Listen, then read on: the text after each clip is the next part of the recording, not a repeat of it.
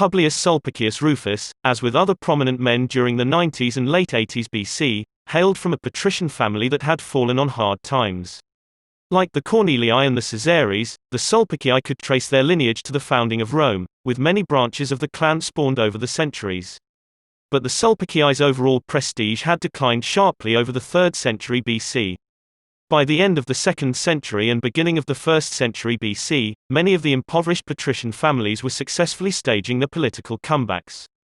Rufus was no exception. Cicero tells us that Rufus started out as a well-connected and well-regarded young man, who was on the right path. And from Rufus's oratorical abilities, it is obvious he was well educated. Cicero, who was a young student of rhetoric in his early to mid-teens, claims that he listened to every speech Rufus gave during his tribuneship of 88 BC. Rufus would have been approximately 35 years old. He was young, dynamic, and had a real gift for public speaking. Cicero tended to be overly critical of most public speakers, so the fact that he attended each and every one of Rufus's speeches offers some insight into Rufus's talent. In the year 100 BC, Saturninus, Glaucia and all their followers lost their lives at the hands of the younger generation of conservative families. In 95 BC, some of these younger men were indicted by ambitious advocates, which included Rufus, who hoped to score a victory for themselves and for their parties. Caepio the Younger was brought to trial, but the conservative senators of Rome circled their wagons around the young man accused of Saturninus's murder. Providing these men access to the highest quality defense for their cases ensured that none were found guilty. Although Rufus failed to convict, he definitely made a name for himself as an effective orator. By 91 BC, and the outbreak of the Social War, Rufus served as military tribune in the army of Pompeius Strabo, one of the more successful commanders of the war. The exact details of Rufus's services are unknown to us today. We don't know if he distinguished himself militarily, or simply pulled his weight as a single cog in Rome's greater military machine. But there is a good possibility that something about Rome's social war changed Rufus's political outlook. Perhaps witnessing Rome's inability to reform herself with the changing times, being forced to engage in an utterly unnecessary war, convinced Rufus that change was needed. Or perhaps he simply saw that greater opportunities were to be had as tribune of the plebs fighting for the populares, than in following the traditional path laid down for patricians. Whatever his reasons, by 89 BC, Rufus formally changed his political beliefs, as well as his social status. Being a patrician, Rufus was forbidden to run for the office of tribune of the plebs. He bypassed this obstacle by having himself legally adopted into a plebeian family. Sloughing off his patrician status, both legally and socially, meant that Rufus now qualified for this particular office. We don't know if this was the very first time a patrician voluntarily relinquished his status for a plebeian office, but it would have been a rare enough occurrence to cause a major stir in Rome. Most patricians were extraordinarily proud of their heritage, and to forsake it for a junior magistracy would have been unthinkable. By 89 BC, Rufus, having re-registered as a plebeian with the censors, stood for and won election as tribune of the plebs. During his first year as tribune, Rufus seemed to have striven for a type of moderate reform which included a combination of open-minded and slightly more liberal legislation, while simultaneously upholding Rome's more traditional values. The most important thing Rufus did during his first tribuneship was to veto the consular candidacy of Gaius Julius Caesar Strabo Vopiscus.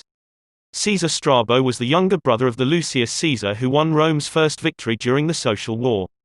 Rufus opposed Caesar Strabo's candidacy on the grounds that he had not yet served as praetor and, according to the Mos Maiorum, praetor was the last office before that of consul. Because the Mos Maiorum was not a written law, but rather a code of tradition, Rufus's opposition simply supported the traditional way of doing things. This demonstrates that most people accepted the Mos Maiorum as the acceptable way of climbing the political ladder, but also hints that there were those who were ready to remind Rome that the Mos Maiorum was, in fact, not law. While Rome was occupied against her Italian allies, Mithridates of Pontus finally invaded Bithynia, dislodging King Nicomedes from his throne. The Senate sent the ex-consul and fervent Marius supporter, Manius Aquilius, to reinstate Nicomedes to his throne and kingdom. This, Manius Aquilius did with little interference from Mithridates. So Manius Aquilius took things a step further by encouraging King Nicomedes to invade Pontic territory in retaliation. The backlash from Mithridates was extreme. The Pontic king's counter-assault against Bithynia launched the first of the 3 Mithridatic wars. While Rome was busy fighting a war meant to prevent Italian allies from calling themselves Roman citizens, Mithridates invaded Greece. By May of 88 BC, 4 Roman legions had been defeated in the east, and most of what is modern-day Turkey had fallen to the Pontic king.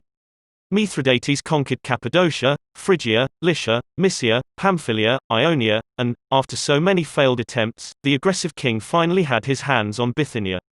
Mithridates wrote letters to each of these conquered territories, commanding them to round up all Roman and Italian citizens exactly 30 days from the writing of his command.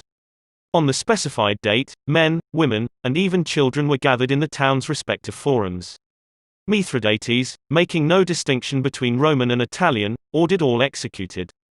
Plutarch tells us that 150,000 citizens fell in a single day throughout Rome's now dismantled eastern provinces. Rome's troops were now desperately needed in the east. To address this, Rufus legislated a bill granting citizenship to all Italian allies who laid down their arms and presented themselves to the census within 60 days. This bill effectively disarmed the Italians by removing the very cause for which they fought. With this legislation, Rufus hoped to avoid further bloodshed.